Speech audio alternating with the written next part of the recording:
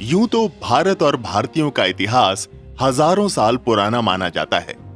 सनातन धर्म और हिंदू धर्म की उत्पत्ति भारत में ही हुई है। बौद्ध और जैन धर्म जैसे धर्मों की खोज भी भारत देश में ही हुई है। भारत को एक समय पर आर्यवर्त भी कहा जाता था, जिसका मतलब होता है आर्यों की भूमि।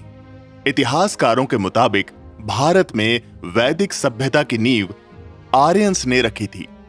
आर्यंस कौन थे और ये कहां से आए थे, ये हमेशा से ही एक विवाद का विषय रहा है। कुछ लोगों का मानना है कि आर्यंस मिडल ईस्ट से भारत में आए थे और उन्होंने वैदिक सभ्यता की खोज की। इन लोगों का ऐसा मानना है कि आर्यंस ने भारत पर आक्रमण किया था और सिंधु घाटी की सभ्यता को नष्ट करके वैदिक सभ्यता की शुरुआत की थी। इसी सभ्यता के दौरान भारत में पुराणों, वेदों और उपनिषदों की रचना हुई थी।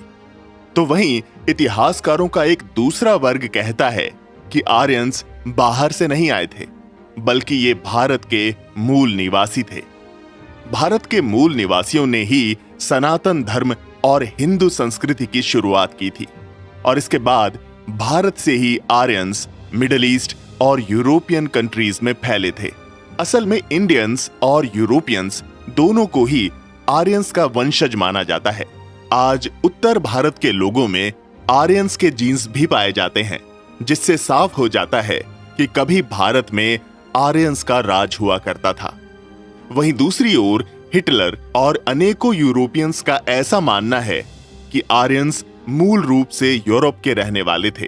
एक और भारतीय इतिहासकार ये तर्क देते हैं कि संस्कृत भाषा से कई इंडो यूरोपियन लैंग्वेजेस की शुरुआत हुई है।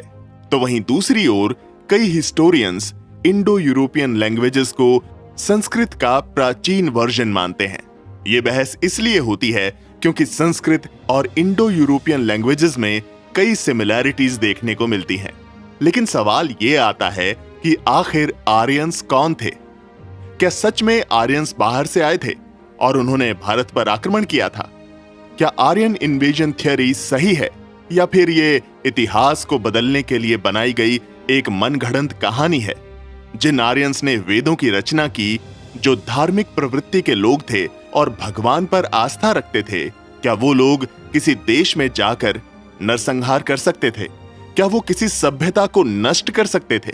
आर्यन इन्वेजन थियरी पर जब सवाल खड़े हुए तो आर्यंस के माइग्रेशन की एक नई कहानी बुनी जाने लगी। ऑडियो शो में हम इन सभी सवालों के जवाब जानने की कोशिश करेंगे और पता करेंगे कि आखिर आर्यन इन्वेजन थियरी का सच क्या है।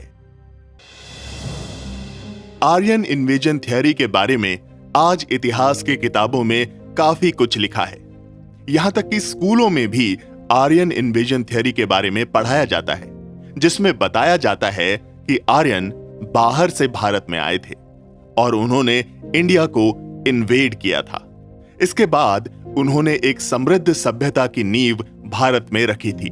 आज भले ही इतिहासकारों के रिसर्च पेपर्स, साइंटिफिक रिपोर्ट्स और आर्कियोलॉजिकल सर्वे में यह बात साबित हो चुकी है कि आर्यन इन्वेजन थियरी सिर्फ एक मिथ है और यह मिथ एक सोची समझी साजिश के तहत फैलाया गया है। यह झूठ क्यों और कैसे फैला, इससे पहले यह जानना जरूरी है कि आर्यन इन्वेजन थियरी की बात सबसे पहले कब और कैसे हुई थी। 19th सेंचुरी में जब भारत में ब्रिटिशर्स अपनी सत्ता स्थापित करने की कोशिश कर रहे थे, उस समय मैक्स म्यूलर नाम के एक हिस्टोरियन ने सबसे पहले आर्यन इन्वेजन थियरी का सिद्धांत दिया था। उन्होंने कहा था कि भारत में जो वैदिक संस्कृति है, संस्कृत भाषा है और इतिहास में जो भी विकास की बातें हुई हैं, उन सभी का श्रेय आर्यंस को जाता है, जो मिडल ईस्ट और यूरेशिया से भारत में आकर बसे थे। लेकिन असल में मैक्स म्यूलर से पहले भी आर्यन इन्वेजन के बारे में कुछ लोगों ने बात की थी।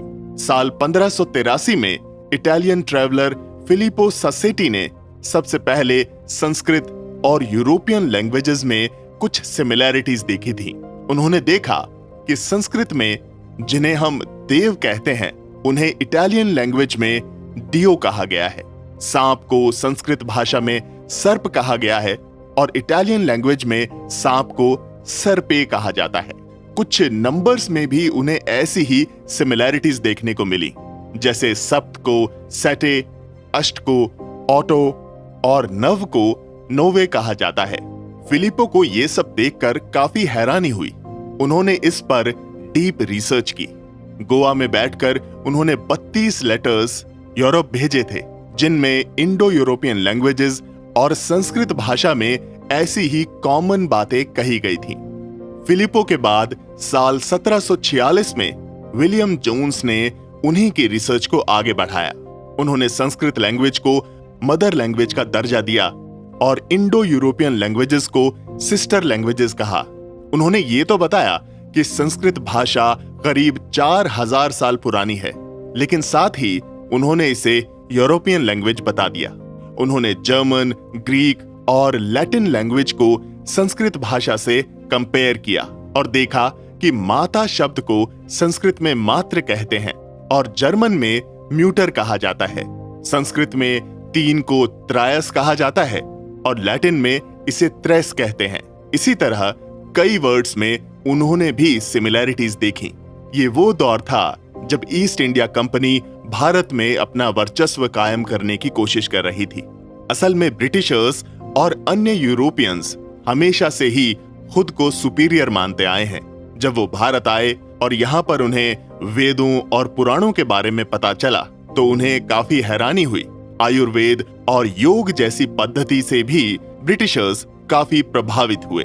उन्होंने तय किया कि वो भारतीयों को ये एहसास दिलाएंगे कि आज वो जहां खड़े हैं उसके पीछे यूरोपियंस का ही हाथ है। इसके बाद उन्होंने इंडियन हिस्ट्री के साथ छेड़छाड़ करने की शुरुआत की। बिना किसी एविडेंस और रिसर्च के आर्यन इन्वेजन थ्योरी की कहानी गढ़ी गई।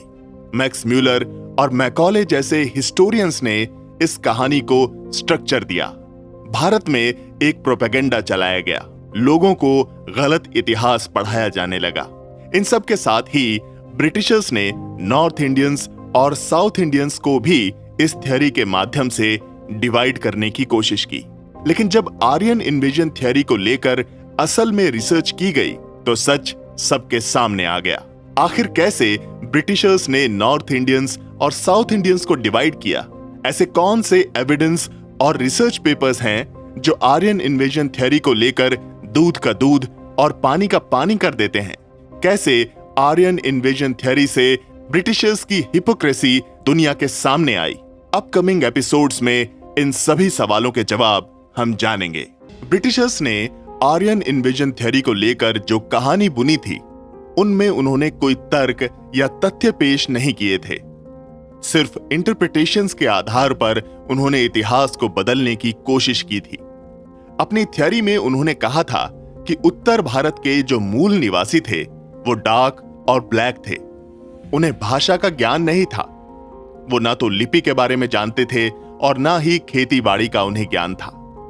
आर्यंस ने भारत पर आक्रमण किया तो उत्तर भारत में रहने वाले मूल निवासियों को साउथ की ओर खदेड़ दिया और नॉर्थ इंडिया में वैदिक सभ्यता की स्थापना की।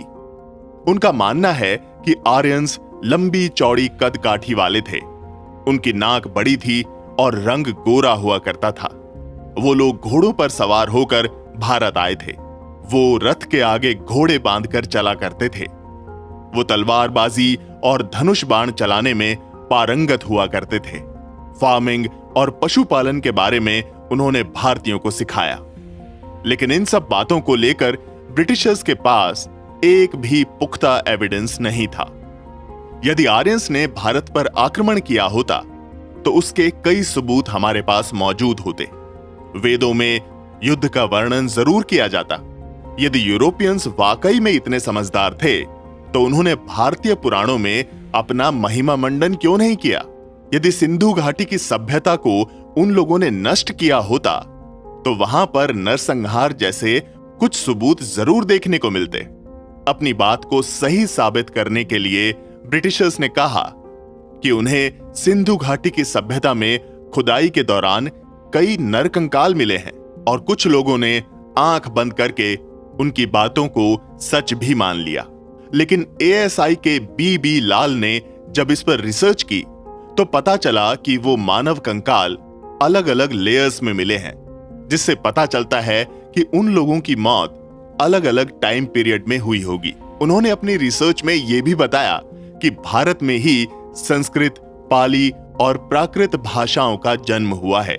उसके बाद बौद्ध लोगों द्वारा ये संस्कृति ईस्ट की ओर गई और वैदिक धर्म के लोगों ने वेस्ट की ओर इसका प्रचार प्रसार किया। 20th सेंचुरी से लेकर अब तक कई हिस्टोरियंस और आर्कियोलॉजिकल एक्सपर्ट्स इसको लेकर अपनी रिसर्च पब्लिश कर चुके हैं। भारत में साल 1970 में आर्यन इन्वेजन थ्योरी पर रिसर्च शुरू हुई थी। एंथ्रोपोलॉजिकल सर्वे ऑफ इंडिया ने कि हड़प्पन सभ्यता के लोगों और मॉडर्न इंडियंस के बीच जेनेटिक कंटिन्यूटी देखने को मिलती है। 1995 में केनेथ A.R. कैनेडी ने बताया था कि हड़प्पन सिविलाइजेशन के डिक्लाइन के बाद भारत में डेमोग्राफिक डिसरप्शंस के कोई भी सबूत नहीं पाए गए हैं। भारत के इतिहास में कई बार ऐसे मौके आए हैं जब विदेश से लोग आकर भारत में बसे थे। सबसे पहले करीब 65,000 साल पहले अफ्रीका से कुछ लोग आकर भारत में बसे थे। इन लोगों को हिस्ट्री बुक्स में फर्स्ट इंडियंस कहा गया है। आज वैसे तो अधिकतर भारतीयों में आर्यंस के जीन्स मौजूद हैं, लेकिन अंडमान एंड निकोबार आइलैंड्स पर रहने वाले ट्राइबल लोगों में ये जीन नहीं पाया जाता। इन लोगों को आज भी भारत के असली मूल निवासी माना जाता है। ये ट्राइबल लोग दुनिया से अलग थलग रहकर आदिवासियों की तरह अपना जीवन व्यतीत करते हैं। करीब 9,000 साल पहले वेस्टर्न ईरान से कुछ लोग भारत और पाकिस्तान वाले हिस्से में आकर बसे थे, जिन्होंने सिंधु घाटी सभ्यता की खोज की थी। ऐसा माना जाता है कि वो लोग द्रविडियन लैंग्वेज बोला करते थे। इसके बाद 4500 बीसी और करीब 2000 बीसी में भारत में माइग्रेशन देखने को मिलता है। ब्रायन और जॉन जैसे स्कॉलर्स ने ये सभी बातें अपनी रिसर्च में पता लगाई थी। साथ ही उन्होंने एक और अहम बात कही थी। उन्होंने आर्यन इन्वेजन थ्योरी को निराधार बताया, लेकिन कहा कि आर्यंस ने इंडिया में माइग्रेट किया था, यानी आर्यंस भारत में आए थे, लेकिन उन्होंने यहां पर कोई आक्रमण नहीं किया था। वो बस यहां आकर बस गए थे। लेकिन उनकी रिपोर्ट में आर्यन माइग्रेशन का टाइम पीरियड वैदिक सभ्यता से मेल नहीं खाता है। वैदिक सभ्यता की शुरुआत 1500 बीसी में हुई थी, जबकि ब्रायन और जॉन के अनुसार आर्यंस या तो 800 बीसी में भारत आए थे या फिर 1850 बीसी में। उनके माइग्रेशन को लेकर वो बिल्कुल भी श्योर नहीं है। Indian genetic scientist Neeraj Roy के अनुसार 800 बीसी में कुछ लोग यूरेशिया से भारत आकर बसे थे, यानी वैदिक सभ्यता की शुरुआत के करीब 700 साल बाद भारत में विदेशियों का आगमन हुआ था। ऐसे में उन लोगों ने वेदों पुराणों की रचना की होगी, ये बात बिल्कुल निराधार साबित होती है। और भी ऐसी कई बातें हैं जो आर्यन इन्वेजन थ्योरी की हकीकत पर प्रश्न चिन्ह खड़े करती है। जेनेटिकल, कल्चरल और लिंग्विस्टिक एविडेंस पर गौर करने पर पता चलता है कि यूरोपियंस ने खुद को सर्वश्रेष्ठ साबित करने और इंडियंस को कमतर बताने के लिए कई कहानियों को बुना है। इनके बारे में हम अगले एपिसोड में बात करेंगे।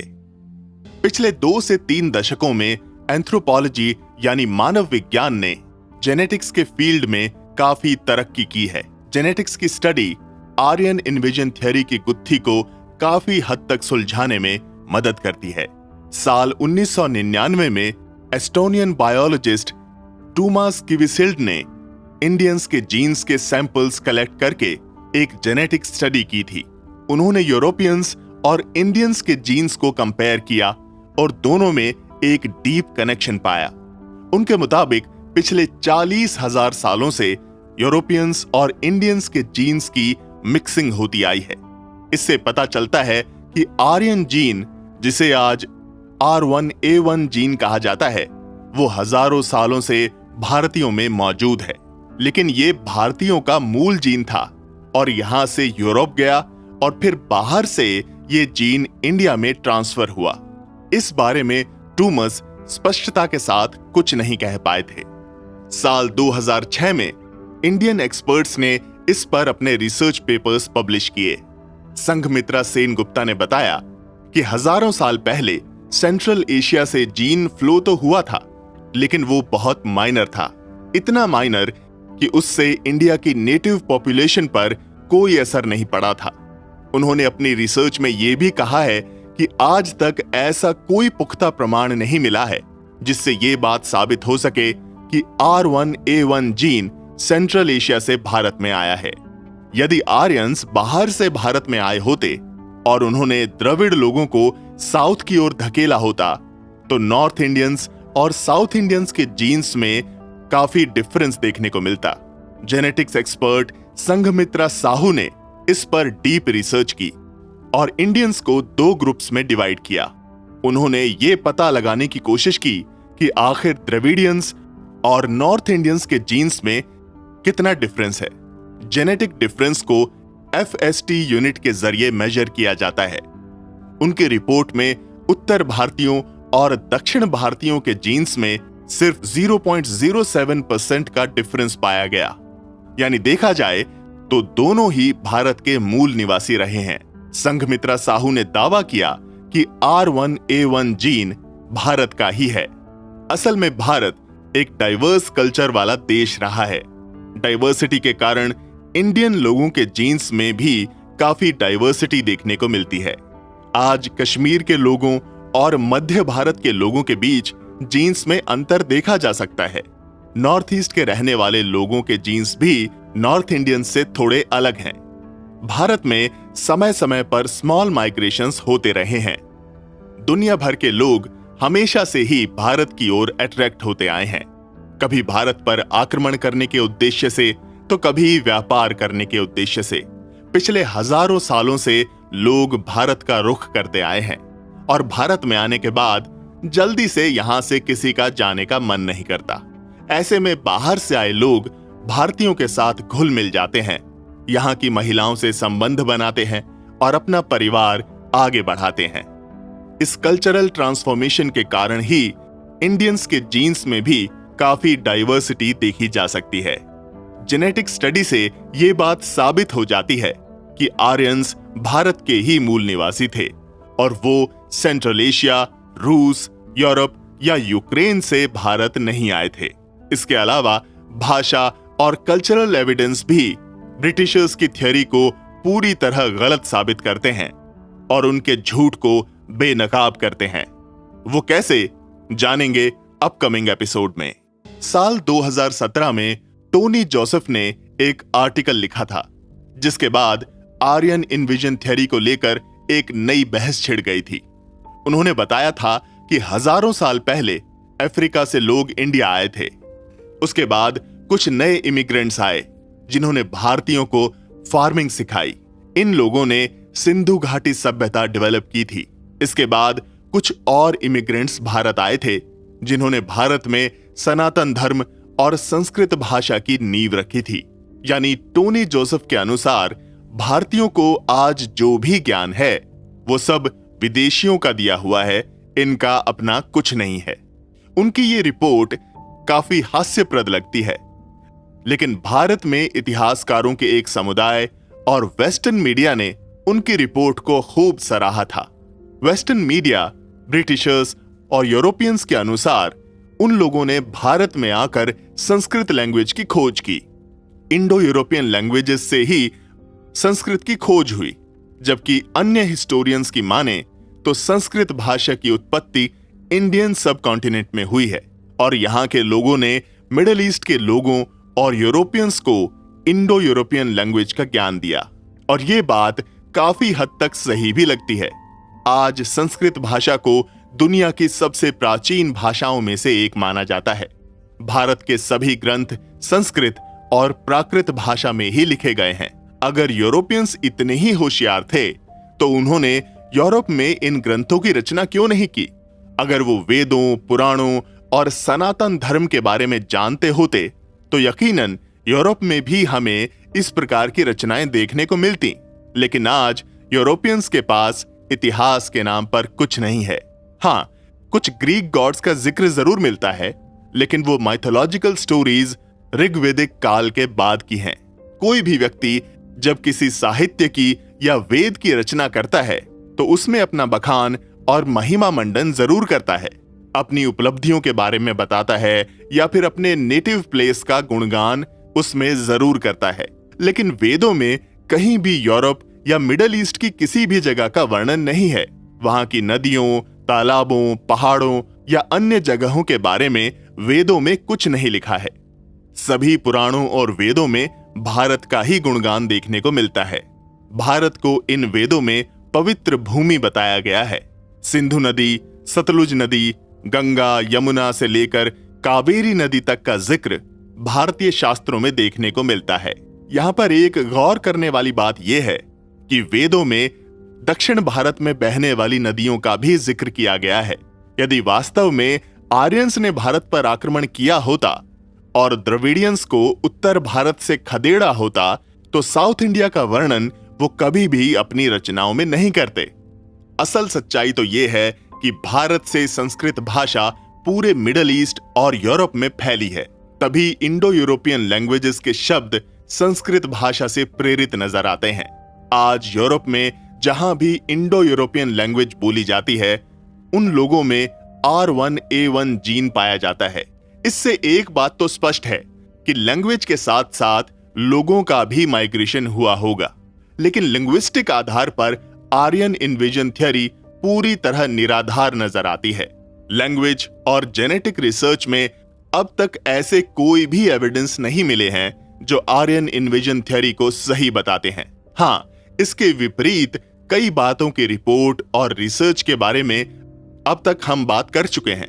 इन सब के अलावा कल्चरल डिफरेंस भी आर्यन इन्वेजन थ्योरी की धज्जियां उड़ाने का काम करते हैं, जिनके बारे में हम नेक्स्ट एपिसोड में बात करेंगे। ब्रिटिशर्स ने किस तरह भारतीयों को गुमराह करने की कोशिश की, इसका एक और अच्छा उदाहरण आपको बताते हैं। साल 1922 में E.J. रैप्सन ने the Cambridge history of India के नाम से एक जर्नल प्रकाशित किया। इसमें उन्होंने कहा है कि क्रिश्चियन एरा से पहले भारत में लो कल्चर्ड लोग रहा करते थे। उनका रंग, रूप और आकार आज के समय के साउथ इंडियंस यानी द्रविडियंस से मेल खाता था। बाद में सेंट्रल एशिया से बलूचिस्तान के रास्ते सिंथियंस भारत आए थे। जानकारी के लिए बता दें कि ईरान और मिडिल ईस्ट के नोमैडिक लोगों को सिंथियंस कहा जाता है। इन सिंथियंस ने भारत आने के बाद यहाँ के कल्चर को इनहैंस किया और नॉर्थ इंडिया के लोगों को सुपीरियर बताया। यहाँ गौर करने वाली बात यह है कि क्रिश्चियन एरा और ऋग्वेदिक काल के बीच टाइम पीरियड का एक बड़ा अंतर है। ऋग्वेदिक काल की शुरुआत क्राइस्ट एरा से 1500 साल पहले हो चुकी थी और जिन लोगों को E.J. रैप्सन ने लो कल्चर्ड बताया है उन्होंने भारत में वेदों और पुराणों की रचना की थी। यहां तक कि कई शानदार और ऐतिहासिक मंदिरों और इमारतों का निर्माण उन्होंने ही कराया था। उस समय भारतीय संस्कृति से यूरोपियंस इतना प्रभावित हुए थे कि उन्होंने अपने देश में इंडियन इंस्क्रिप्शंस बनाने शुरू कर दिए थे। आज तुर्की में इंद्र, वरुण, मित्र और वत्स्य के इंस्क्रिप्शंस देखने को मिलते हैं। ऋग्वेद और पौराणिक ग्रंथों के माध्यम से लोगों को गुमराह करने की खूब कोशिशें अंग्रेजों ने की हैं। 1946 में मॉर्टिमर व्हीलर ने हड़प्पा में फोर्टिफिकेशन के निशान पाए थे। उन्होंने इसे सीधे तौर पर इंद्र से कनेक्ट कर दिया। उन्होंने तर्क दिया कि इंद्र को पुरंदर भी कहा जाता है और पुरंदर का मतलब होता है किले नष्ट करने वाला, यानी वैदिक आर्यों ने हड़प्पन सिविलाइजेशन को नष्ट किया है। यदि वास्तव में इस बात पर गौर किया जाए तो इन दोनों बातों में कोई भी कनेक्शन देखने को नहीं मिलता। हाँ, ऋग्वेदिक काल में दशराग्य युद्ध का वर्णन जरूर मिलता है, जिसमें राजा सुदास ने हड़प्पन सभ्यता के 10 राजाओं को एक युद्ध में हराया था। ब्रिटिशर्स ने राजा सुदास को आर्यंस का नाम दे दिया, जबकि इसको लेकर कोई भी हिस्टोरिकल एविडेंस आज तक नहीं मिले हैं। ये युद्ध जल के बंटवारे को लेकर लड़ा गया था। यूरोपियंस के माइग्रेशन और आर्यन इन्वेजन थ्योरी से इस युद्ध का टाइम पीरियड भी मेल नहीं खाता है। असल में ऋग्वेदिक काल में भारतीयों का ज्ञान अद्भुत था। भारत के मूल निवासियों को खेतीबाड़ी के बारे में पहले से ही जानकारी थी। ऋग्वैदिक काल में गाय को पवित्र पशु का दर्जा दिया गया था। हथियार बनाने और उन्हें चलाने की जानकारी भी इस कालखंड के लोगों को थी। आर्यंस और कोई नहीं बल्कि भारतीय ही थे। अंग्रेजों की हाइपोथेसिस ही उनकी हिपोक्रेसी को बेनकाब कर देती है। अंतिम एपिसोड में हम उनकी हिपोक्रेसी के बारे में ही बात करेंगे, जिससे आर्यन इन्वेजन थ्योरी के सभी डाउट आपको पूरी तरह क्लियर हो जाएंगे। आज इतिहास के पन्नों में फेक आर्यन इन्वेजन थ्योरी के बारे में पढ़ाया जा रहा है और यह जानकारी जनरेशन टू जनरेशन ट्रांसफर की जा रही है। 19th सेंचुरी में सोची समझी साजिश के तहत आर्यन इन्वेजन थ्योरी की बात दुनिया के सामने रखी गई थी। इससे पहले कभी किसी ने यह नहीं कहा था कि भारत पर विदेशियों ने आक्रमण किया था और सिंधु घाटी की सभ्यता को नष्ट करके वैदिक सभ्यता की नींव रखी गई थी। असल में भारतीयों को ही आर्य कहा जाता था। रामायण में मां सीता ने श्री राम को आर्य कहकर संबोधित किया है। आर्यन इन्वेजन थ्योरी की हिपोक्रेसी देखकर आपको हंसी जरूर आएगी। आर्यंस के बारे में कहा जाता है कि वो काफी सुपीरियर थे। वो लोग भगवान में आस्था रखते थे। वेदों और पुराणों की रचना उन्होंने की। वो सभी के साथ भाईचारा रखा करते थे। उन्हें हथियार चलाने में महारत हासिल थी। घोड़े और गाय जैसे जानवरों का पशुपालन भी वो किया करते थे। जबकि दूसरी ओर आर्यंस को नोमैड्स यानी चरवाहा या खाना बदोश भी कहा जाता है। जिन लोगों का कभी कोई फिक्स ठिकाना ही नहीं रहा हो, क्या उन लोगों को संस्कृत जैसी भाषा की समझ हो सकती है?